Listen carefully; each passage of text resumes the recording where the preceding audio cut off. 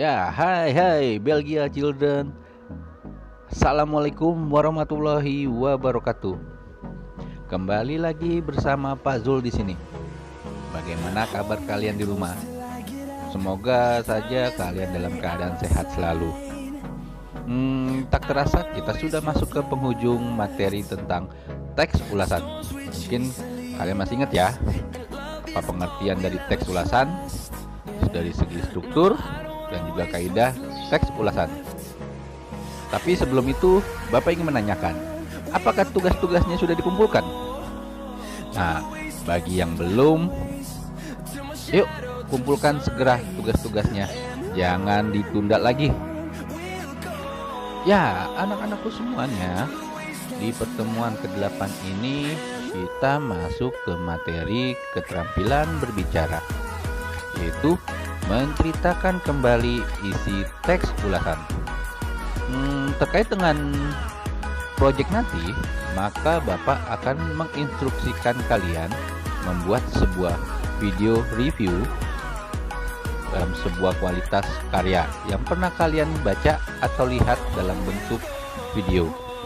Nah, sebelum itu, simak baik-baik materi yang Bapak sampaikan terkait dengan menceritakan kembali isi teks ulasan. Yuk, simak baik-baik penjelasan dari Bapak. Ya, untuk kompetensi dasarnya, itu menceritakan kembali isi teks ulasan tentang kualitas karya, film, cerpen, puisi, novel, karya seni daerah yang dibaca atau didengar. Dan untuk tujuan pembelajaran kali ini, Bapak harapkan kalian dapat menceritakan kembali isi teks ulasan tentang kualitas karya dari film, cerpen, novel, atau karya seni daerah lainnya dengan menggunakan media digital berbentuk video dengan tujuan melatih keterampilan berbahasa lisan. Ya, anak-anakku semuanya, sebelum Bapak masuk ke materi, yuk perhatikan contoh video berikut. Kembali lagi di Indah Bersih Buku. Pada video kali ini, aku akan mereview sebuah buku yang berjudul Filosofi Teras, Filsafat Yunani Romawi Kuno untuk Mental Tangguh Masa Kini karya Henny Manampiring atau biasa disapa dengan Om Piring. Penasaran dengan filosofi teras ini seperti apa? Langsung aja kita mulai reviewnya. Oke, pertanyaan pertama, sebenarnya buku Filosofi Teras ini buku tentang apa sih? Nah, buku Filosofi Teras ini merupakan sebuah buku yang memperkenalkan filsafat stoik atau stoa dalam bahasa Indonesia. Dalam buku ini dijelaskan mengenai topik-topik stoicisme yang relevan dengan kehidupan sehari-hari. Sebelum lebih jauh, pertanyaan selanjutnya adalah sebenarnya filsafat stoik itu apa sih? Nah, stoik atau stoicisme ini merupakan aliran filsafat atau mazhab dari filsafat Yunani Romawi kuno yang berkembang dari 2300 sebelum Masehi sampai 200 Masehi, ya kira-kira sekitaran 500 tahun. Nah, kemudian pertanyaan selanjutnya, kenapa sih judulnya tiba-tiba bisa jadi filosofi teras? Alasannya menurut penulis karena istilah stoik itu sukar diucapkan, jadi penulis mengambil kata terjemahannya. Istilah stoik ini diambil dari tempat di mana filsuf-filsuf dan juga murid-murid berdiskusi, yaitu di sebuah teras berpilar yang dihiasi dengan sebuah lukisan. Ya kira-kira seperti alun-alun di Athena. Oleh karena itu, penulis mengambil judul menjadi filosofi teras. Kemudian lanjut ke isi buku ini tentang apa? Buku Filosofi Teras ini menjelaskan mengenai penerapan dari filsafat stoicisme kepada kehidupan sehari-hari. Buku ini merupakan jenis buku self-help dengan pendekatan filsafat yang ternyata bisa loh diterapkan oleh orang awam. Buku ini terdiri dari 12 bab, di mana di bab 1 diawali dengan survei penulis mengenai kekhawatiran nasional. Kemudian bab selanjutnya dilanjutkan mengenai apa sih tujuan utama dari filosofi teras ini, kemudian mengenai hidup selaras dengan alam, dan ini yang paling aku suka, bab 4 itu mengenai dikotomi kendali, nanti akan aku jelaskan. Kemudian mengenai mengendalikan interpretasi dan persepsi, memperkuat mental, bagaimana hidup di antara orang-orang yang menyebalkan, menghadapi kesusahan dan musibah. Kemudian ada juga mengenai penjelasan parenting atau menjadi orang tua itu seperti apa dalam filsafat stoa ini. Kemudian ada menjadi warga dunia, dan mengenai kematian. Kedua belas bab tadi dijelaskan secara detail dalam buku setebal 320 halaman ini. Di buku ini kita diajarkan untuk mencari kedamaian dalam hidup melalui diri sendiri, bukan ekspektasi di luar kendali kita. Gimana caranya mengatasi baper, galau, cara mengatasi emosi, dan cara mengatasi musibah dalam hidup. Prinsip utamanya yaitu manusia tidak sepantasnya untuk melawan sabda alam. Kita ini sebagai manusia harus hidup selaras dengan alam, untuk bersikap legowo dan lapang dada, dan fokus saja pada apa yang dapat dikendalikan, karena manusia tidak bisa mengendalikan semua hal.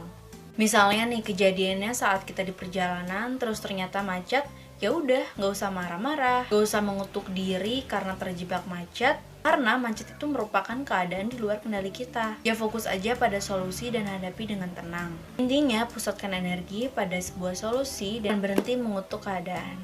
Karena justru ketika emosi negatif yang keluar malah akan menambah masalah, bukan menyelesaikan masalah.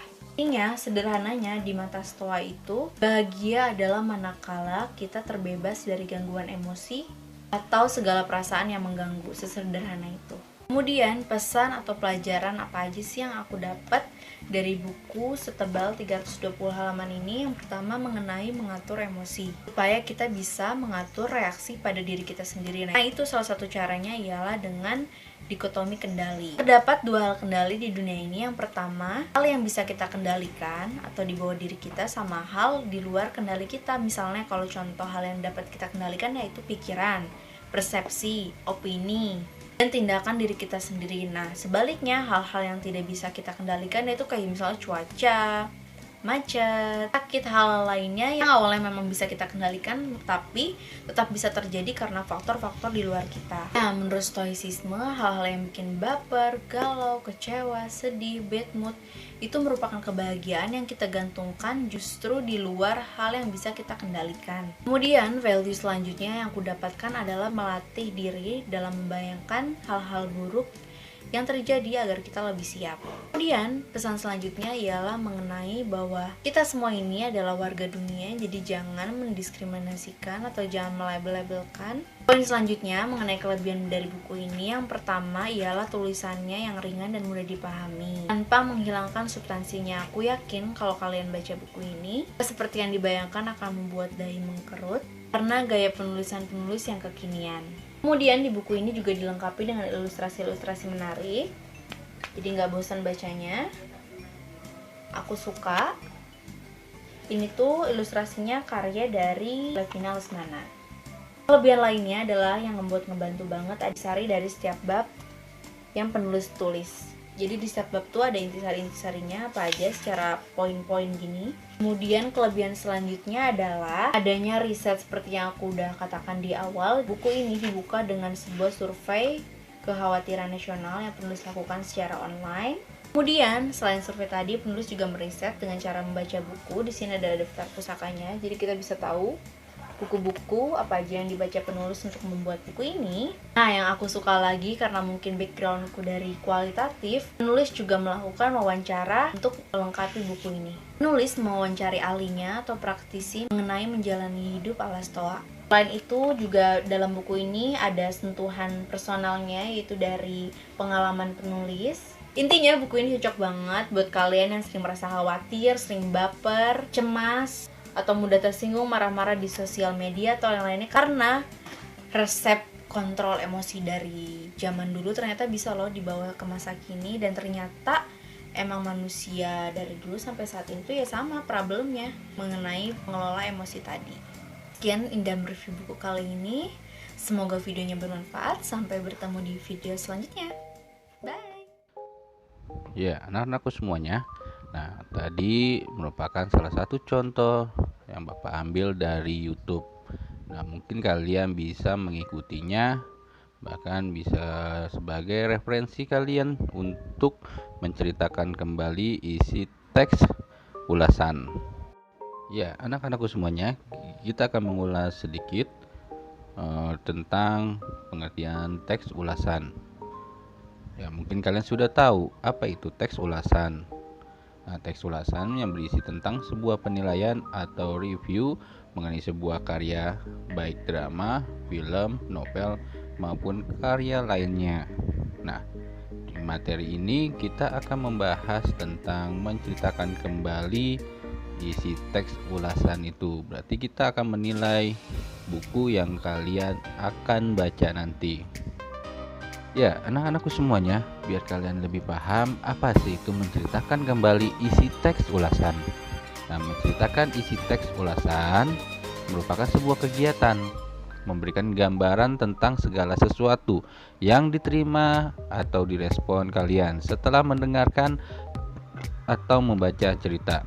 Nah, tujuannya biasanya untuk mengungkapkan kemampuan dan keterampilan dalam berbicara. Ya, baik anak-anakku semuanya, ada beberapa hal yang harus diperhatikan dalam menceritakan kembali isi teks ulasan. Yang pertama, ucapkan kata-kata yang mudah dimengerti orang lain.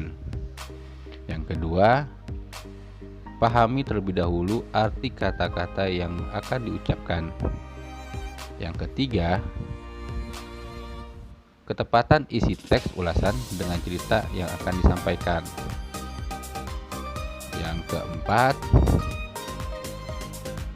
untuk kelancaran pencitraan, kalian harus bercerita dengan lancar dan tidak putus-putus. Yang kelima, intonasi dan kejelasan lafal dari jeda, tinggi rendah nada, keras lemah suara, dan cepat lambat cerita. Yang selanjutnya, gerak atau mimik dari segi kreasi antara ekspresi wajah, gerak, sikap, dan ucapan. Dan yang terakhir yang terpenting adalah kalian harus percaya diri. Baik anak-anak semuanya, untuk selanjutnya adalah langkah-langkah menceritakan kembali isi teks ulasan. Ada 4 poin yang akan Bapak bahas. Yang pertama, cobalah kalian membaca teks ulasan dengan cermat. Yang kedua, tentukan pokok-pokok atau isi teks ulasan yang akan dibaca sesuai dengan struktur seperti judul, identitas buku, orientasi, ringkasan atau sinopsis, analisis, dan juga evaluasi. Yang ketiga, coba rangkai pokok-pokok cerita tersebut menjadi sebuah cerita. Yang keempat, ceritakan kembali isi teks ulasan dengan bahasa sendiri secara lisan maupun tertulis.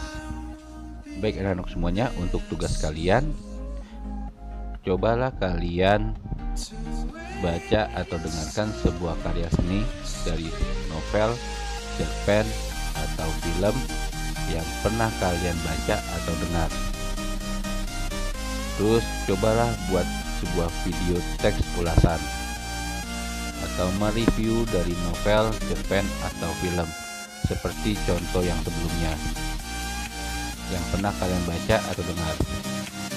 Setelah itu, cobalah kalian review karya tersebut dengan memperhatikan kelemahan dan juga kelebihan dari karya tersebut.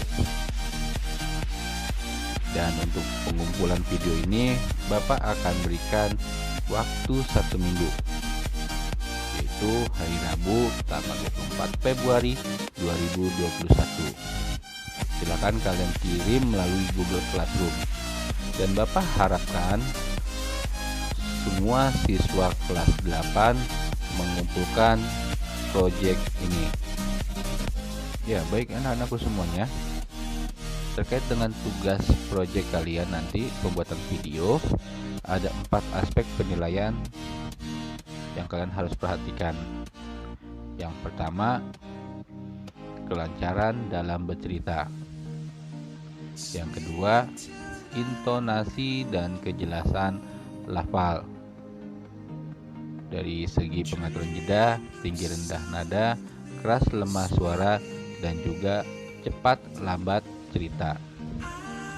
Yang ketiga yaitu gerak atau mimik. Bisa dilihat dari segi ekspresi wajah, gerak, sikap, dan juga ucapan. Dan yang terakhir adalah kepercayaan diri kalian berhadapan dengan kamera.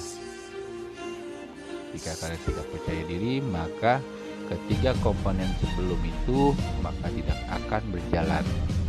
Nah, keempat aspek tersebut tolong diperhatikan untuk menjadi nilai plus untuk kalian. Ya, baik anak-anakku semuanya, demikian penjelasan dari Bapak. Semoga bermanfaat, dan ingat selalu menjaga kesehatan, dan jangan lupa tetap menjaga protokol kesehatan. Terima kasih. Assalamualaikum warahmatullahi wabarakatuh.